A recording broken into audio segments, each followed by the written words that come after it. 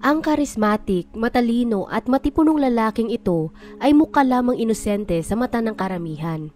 Lingid sa kanilang kaalaman, may mga madilim itong pantasya sa kanyang isipan at hindi siya nag-aatubiling gawin ang kahit anumang bagay para sa kanyang kasiyahan. Magandang araw at welcome mga kakwentuhan. Sa mga taong mahilig sa mga true stories, true crime at kakaibang kwento, please subscribe and turn on ang notification bell para lagi kayong updated sa ating mga video.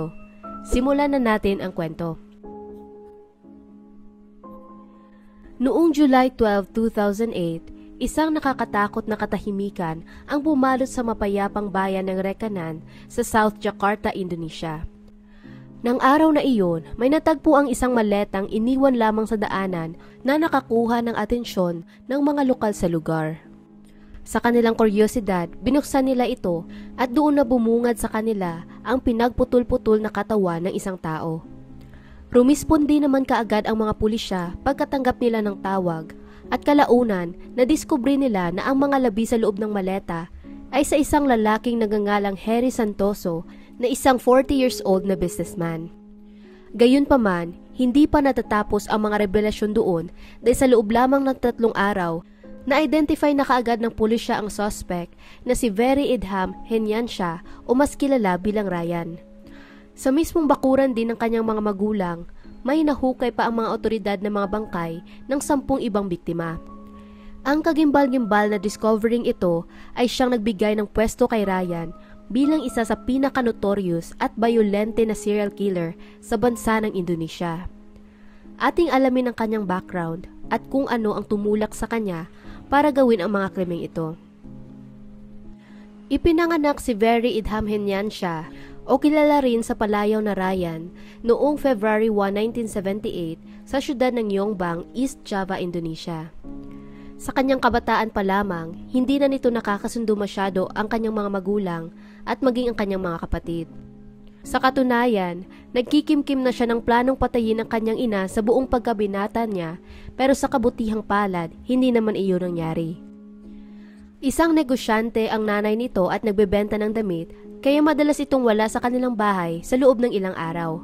Habang ang ama naman niya ay nagtatrabaho bilang isang security guard sa isang sugar factory. Sa kanyang paglaki, na-expose na si Ryan sa serye ng nakakabahalang dynamics ng kanilang pamilya na lubhang nakaapekto sa kanyang pag-iisip. May mga nagsasabi na ang parehong magulang niya ay may mga kabit at dagdag pa doon ang pagpilit sa kanyang nakakatandang kapatid na babae na magpakasal sa isang lalaking higit na mas nakakatanda sa kanya na gayon din ay may romantikong relasyon pala sa kanilang ina ay sadyang nag-iwan ng malalim na marka sa kanyang pagkatao. Ang isang traumatic na bagay pang kanyang naranasan ay nang aksidente niyang masaksihan ang pakikipagtalik ng asawa ng kanyang ate at ng kanilang ina sa loob ng banyo. Pinalala nito lalo ang nararamdaman niyang emotional na pasakit at hinanakit sa kanyang pamilya.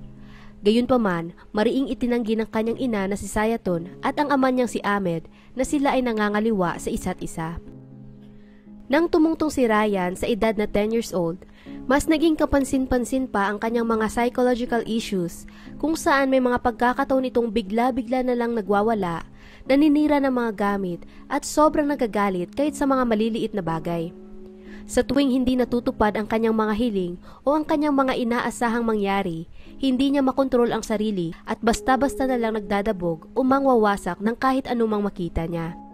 Pagdating naman sa kanyang pamilya, hindi ito masyadong nagsasalita, lalo na ang makipag-usap sa ama na sa katunayan, nag-uusap lang ang dalawa kapag talagang kinakailangan.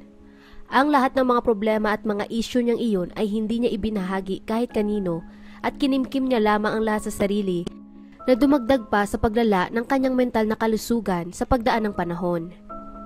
Sa edad na 16 years old nang siya ay nasa high school, nakitaan naman ito ng likas na katalinuhan at nangibabaw pa nga sa kanyang mga kaklase. Para sa kanya, ang eskwelahan ay isang lugar kung saan nakakahanap siya ng ginhawa at kapayapaan. Pag-alaala pa ng prinsipal nito, si Ryan daw ay isang magalang at mabuting estudyante. Gayunpaman, naging klaro din sa kanya na ang passion nito ay sobrang naiiba kumpara sa ibang mga binata na nasa ganoong edad. Habang ang iba ay nakakahiligan ang football, motorbike racing at mga video games. Nahilig naman ito sa mga aktibidad na tradisyonal na nauugnay sa mga kababaihan. Halimbawa na lamang ay ang pagsasayaw at pagdidress up. Ang mga hilig niyang ito ay nagresulta sa paglayo niya sa ibang tao at isa din sa mga dahilan upang hindi siya gaanong tanggapin ng mga kalalakihan sa kanilang paaralan. Sa mga taong ding iyon, nalito siya tungkol sa kanyang sexualidad na unti-unti niya muna itong tinuklas ng mag-isa. Dahil sa kanyang angking talino, nag-excel siya sa pag-aaral at tinapos niya ang high school nang may kahanga-hangang mga grado. Gawa din nun, nakakuha siya ng siguradong pwesto sa isang prestihiyosong medical school. Gayunpaman, nawasak ang kanyang pangarap na maipagpatuloy ang pag-aaral dahil sa kakulangan ng pera ng kanilang pamilya. Hindi nakayanan ng mga magulang ni Ryan ang patuloy na suportahan ang kanyang pag-aaral na nagpasya na lamang itong tumigil. Sa kabila nun, nakahanap naman ang binata ng bagong layunin sa buhay sa pamamagitan ng pagiging isang guro ng Quranic recitation. Isa itong landas na nagpapakita naman ng kanyang malalim na interes sa relihiyon. Sa mga panahong ito, may nakilala siyang isang lalaki na isa ring religious teacher at ito ang pinagkuhanan niya ng kaalaman at gabay. Lumalim pa ang kanilang relasyon kalaunan na tinawag ito ni Ryan na isang romantikong ugnayan at kinukonsidera rin niyang espesyal ang lalaki sa kanyang buhay. Subalit nawasak ang kanyang puso nang hininto ng guro ang kanilang ugnayan upang magpakasal sa isang babae.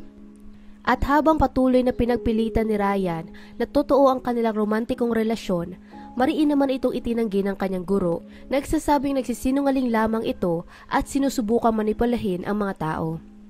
Ang paglaho ng iniisip niyang relasyon ay nagdulot ng hindi masukat na lungkot kay Ryan at emosyonal na kaguluhan.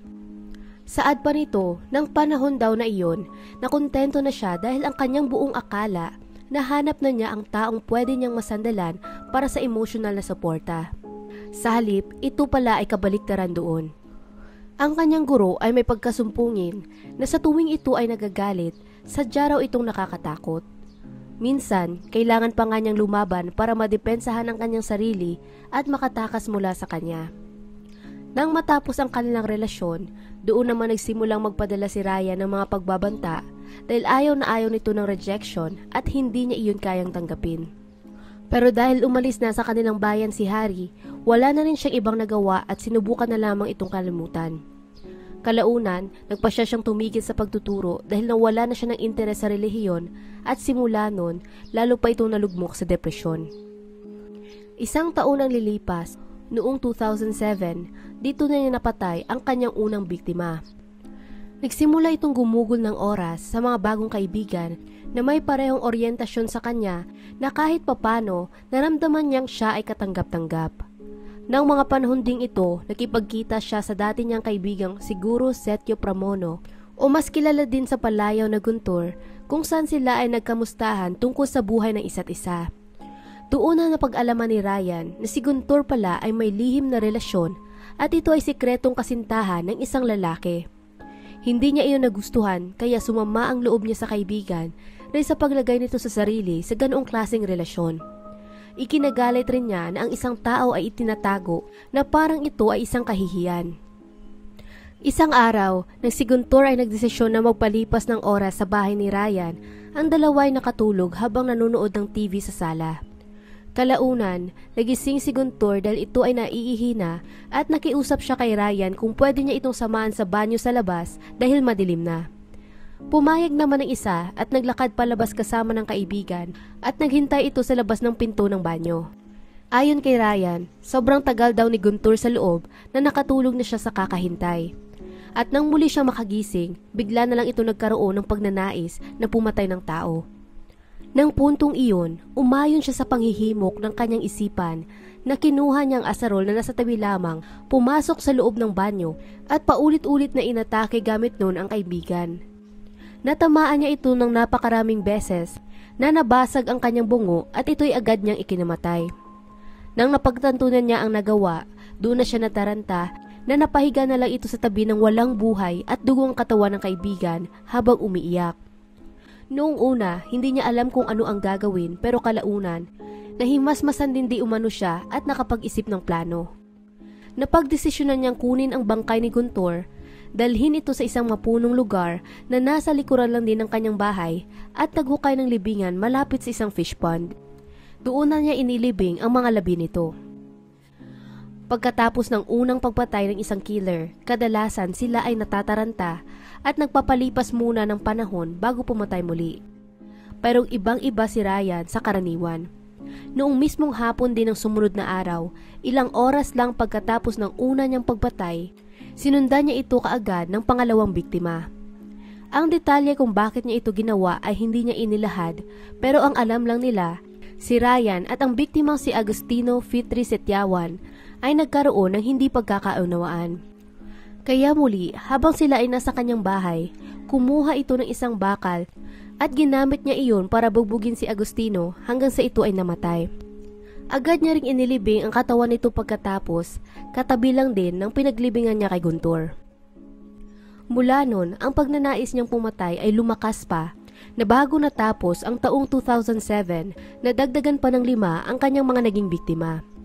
Ang detalye sa pagkamatay ng mga biktimang ito ay hindi na isinapubliko, gayunpaman, kagaya ng dalawang nauna, nakumbinsi sila ni Ryan na pumunta sa kanyang bahay at doon na niya ito binugbog hanggang sa sila ay namatay. At katulad ng iba, inilibing niya rin ang mga ito sa parehong lugar sa likod ng bahay ng kanyang mga magulang. Sa pagdaan ng panahon, wala man lang nakapansin sa kanyang mga biktima at naging maingat din si Ryan sa pagtakip ng kanyang mga bakas. Pag-alaala pa nito kalaunan, tanging ang mga kaibigan lang daw na pinatay niya ang kanyang naaalala, pero ang iba ay mga taong nakilala lang di umano niya sa daanan. January 2008, naging malapit naman si Ryan sa isang taong nagngangalang Grady Adam na isang lalaking nangangarap na maging artista. Nagtagpo ang landas ng dalawa sa isang salon at naakit ito sa kagwapuhan ni Grady. Nagpasya siyang kaibiganin ito hanggang sa ilang beses pa sila nagkita sa salon kalaunan. Sa mga pagtatagpo rin nilang iyon, madalas niya itong kinukuhanan ng litrato gamit ang cellphone ng isa niyang kaibigan. Nagsasabi na para iyon sa potensyal na modeling gig para kay Grady. Hanggang isang gabi, inimbitahan niya si Grady na magpalipas ng oras sa bahay ng kanyang mga magulang dahil wala ang mga ito doon. At ng panahong ito, nakaramdam si Ryan ng hindi masukat na galit na waribay ng dilim ang kanyang paningin at hindi siya makapag-isip ng tama.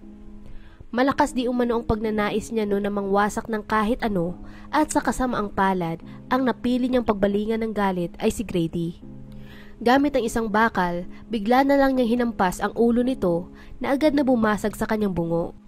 Siyempre kagaya ng iba, inilibing niya rin ito kasama ng ibang biktima sa bakuran ng bahay ng kanyang mga magulang. Pagkatapos ng pagpatay, hiniram niya ang telepono ng kaibigan sa salon, nagpapaliwanag na may nakuha na di umano siyang modeling gig para kay Grady at kailangan niyang mga larawan doon.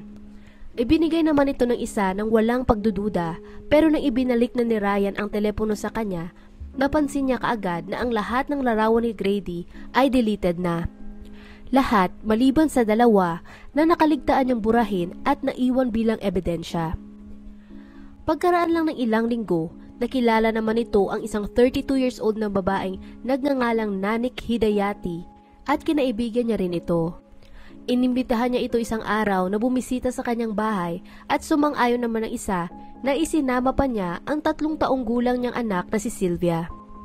Ayon sa bersyon ni Ryan ng mga pangyayari, sa pagbisita nilang iyon, may nakita di umanong mga hubad niyang larawan si Nanik na sinabi nitong mahitsura siya at nanais nitong may mangyari sa kanila. Ngunit nang akma namang lumapit si Ryan dito, bigla na lang daw nagtanong si Nanik kung bakla ba ito at nagsabi na kung totoo iyon, hindi niya kailanman magagawa na makipagtalik sa kanya. Pagkatapos ng kanilang interaksyon, bigla na lang nagalit si Ryan dahil pakiramdam niya, hinuhusgahan siya at minamaliit nito. Sa kanyang matinding galit, hinampas niya ng paulit-ulit si Nanik sa ulo gamit ang isang bato hanggang sa ito ay kanyang mapatay. Habang ang lahat ng iyon din ay nangyayari, nagsisisigaw naman sa takot ang maliit niyang anak at nang walang pag-aalinlangan, ibinaling niya ang atensyon sa bata at tinapos rin ang buhay nito sa parehong paraan. Susundan pa iyon ng pagpatay niya sa 2 pang bagong biktima na inimbitahan niya rin sa kanyang tahanan at ng puntong iyon, umabot na sa 10 ang lahat ng bangkay sa kanilang bakuran. Dahil wala man lang naghanap sa mga naging biktima niya, ni minsan wala ring may nagduda sa kanya na isa pala siyang serial killer. Pagkalipas ng ilang buwan, nagpasya si Ryan na lumipat sa Jakarta kung saan tumira ito sa apartment ng kanyang nobyo na si Novel. Sa bagong lugar na ito, nanirahan si Ryan sa maituturing na middle class area at mukhang naging maayos naman ang naging takbo ng buhay niya doon. Di tumagal, muli din nagtagpo ang landas nila ng dati niyang kakilala at guro na si Harry Santoso, kung saan ang dalawa ay nagpasyang ibalik ang kanilang pagkakaibigan. Naging malapit muli ang dalawa sa isa't isa hanggang sa umabot pa na dumadalaw na ito sa apartment ni Ryan at ng kanyang nobyo. Subalit kalaunan, may namuong tensyon sa pagitan nila nang nadiskubre ni Ryan na may interes si Harry sa nobyo niyang si Noel at inalok pa niya ito ng intimate na relasyon. Sa kanyang galit, nagkaroon sila ng mahabang pagtatalo ni Harry noong July 11, 2008 na nauwi sa pisikalan at karahasan. Di tumagal, dahil sa hindi niya makontrol na emosyon, sinaksak niya si Harry ng maraming beses gamit ang kutsilyo. Sa kalituhan at pagkataranta kung paano niya itatago ang nagawang krimen, nagdesisyon itong pagputol-putulin ang katawan ni Harry, ibalot sa mga plastik ang iba, habang ang ulo at ang katawan nito ay inilagay naman niya sa isang maleta. Itinapon niya ang plastik at maleta sa magkaibang lokasyon sa Rakanan, Jakarta. Pagkaligpit niya rito, kinuha niya ang credit card ni Harry at ginamit iyon upang bumili ng mga mamahaling gamit. Sa pamamagitan rin ng parehong card, binilhan pa nga din niya ng bagong cellphone si Novel. Nang sumunod na araw, July 12, 2008, doon na nadiskubre ng pulisya ang chinap-chap na katawan sa loob ng maleta na basta nalang iniwan sa kalsada. Pagkakolekta ng lahat ng ito, dinala nila ang mga labi sa isang hospital para suriin ng forensic team. Nang lumabas na ang autopsy report, doon lang nila napangalanan ang biktima bilang si Harry Santoso. Sunod din nilang tiningnan ang mga financial transactions nito at dito na nila naikonekta si Ryan sa karumal-dumal na nangyari sa biktima. July 15, 2008, hinuli nila si Ryan at ang kinakasama nitong si Novel sa kanilang apartment sa Jakarta. Agad nila itong dinala sa estasyon para sa mabusising interogasyon at pagkalipas lang ng ilang oras, umamin din ito sa pagpatay kay Harry. Bilang main suspect sa krimen, hinarap nila ito sa media at ang isa sa mga bihasa ng journalist ay tinanong siya ng diretsahan kung ito lang ba ang tanging krimen na nagawa niya. Tumahimik lang ito pero sumagot naman ang pulisya na kung meron pang iba, siguradong malalaman nila ito. At 4 na araw nga lang pagkatapos nila itong maaresto, nilahad niya ang pinakatinatago niyang sekreto na nagpatindig ng balahibo ng mga officer. Inamin niya sa kanila ang 10 pagpatay na ginawa niya sa nakaraang 2 taon at ibinunyag din ang pinaglibingan niya sa mga biktima. July 20, 2008, dinala nila si Ryan pabalik sa kanyang bayan sa Yongban sa layunin na mai-reconstruct ang lahat ng pagpatay na naganap doon. Sa loob ng kanyang bahay, may nakita silang mga gamit na pinagmamay-ari ng mga biktima na itinago niya sa mga plastic bag na wari ba ito'y mga souvenir sa mga nagawa niyang pagpatay. Sa loob naman ng kanyang kwarto, may nahanap silang buto ng mga tao at martelyo na may bahid pa ng dugo. Pagkatapos nun, sinamahan naman nila si Ryan sa bakuran upang ipakita sa kanila ang ginawa niyang sementeryo. Nagsimula silang maghukay sa area at unti-unti nilang na-recover ang mga labi ng 10 biktima. Sa loob lamang ng ilang araw, mabilis na kumalat ang balita at umani ito ng atensyon mula sa buong bansa ng Indonesia. Isinailalim din siya ng mga otoridad sa isang psychiatric evaluation at pagkatapos ng assessment, ang konklusyon ng psychiatrist, pinipeke lang daw ni Ryan ang kanyang mental illness. Ginagawa niya ng sadya ang mga sintomas nito upang ipakita sa mga tao na mayroon siyang psychological disorder. Samantala, ang iilang eksperto ay diniagnose naman siya na may antisocial personality disorder at may mga sociopathic tendencies. Ang kanyang natural na karisma, kasama na ang galing niya sa pagmamanipula at kawalan ng konsensya ay bahagi ng karakteristik ng kondisyong ito. Ipinakita rin niya na wala siyang kakayanang maawa sa iba at may likas na talento sa pagsunod ng iba't ibang emosyon na hindi naman talaga niya nararamdaman. Noong December 4, 2008, Dumating si Ryan sa korte sa may Deepak, South Jakarta para sa paglilitis ng kanyang mga kaso. Nakasuot siya noon ng tradisyonal na Muslim attire at pinanatili niya rin ang inosente niyang itsura na hindi naman naaayon sa tunay niyang kulay. Gayunpaman, sa pagtakbo ng kaso, ang totoo niyang personalidad ay tuluyan ding lumitaw. Gustong-gusto niya ang atensyon na binibigay sa kanya ng media at makikita ring na-e-enjoy nito ang humarap sa mga kamera. Noong una, pininta ng media si Ryan bilang isang murderer na pumapatay lamang dahil gusto niyang pagnakawan ang kanyang mga biktima, pero hindi naman talaga ito ang katotohanan.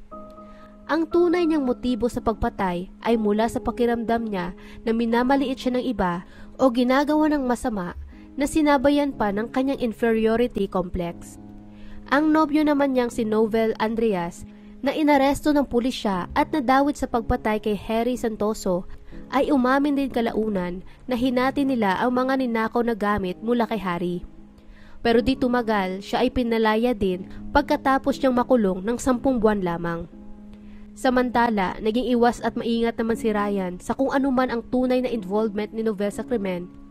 Nawari ba hindi siya makapagdesisyon kung ilalahad ba niya ang buong katotohanan o patuloy na protektahan ang taong kanyang minamahal.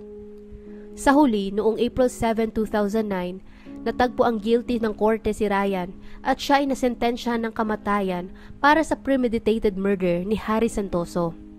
Saad pa ng korte, ang kanyang mga kilos ay malupit at nagpakita na wala siyang pagpapahalaga sa buhay ng isang tao.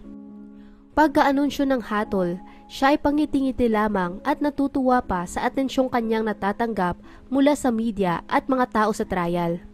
Sinubukan pa ng legal team niyang iapila ang kanyang sentensya base sa insanity defense. Gayunpaman, hindi ito nakita ng High Court na relevant sa kaso at dinismiss lamang ito. Hanggang ngayon, nabubuhay pa rin ito at kasalukuyang nakakulong sa Kinsambi Penitentiary habang naghihintay sa kanyang eksekusyon. At hanggang dito na lang ang kwento natin para sa araw na ito. Anong masasabi ninyo sa kaso? Kung nagustuhan nyo ang video na ito, maaari mong i-check ang ating channel para sa iba pang mga kwento. Muli, salamat sa inyong pakikinig at hanggang sa susunod mga kakantuhan.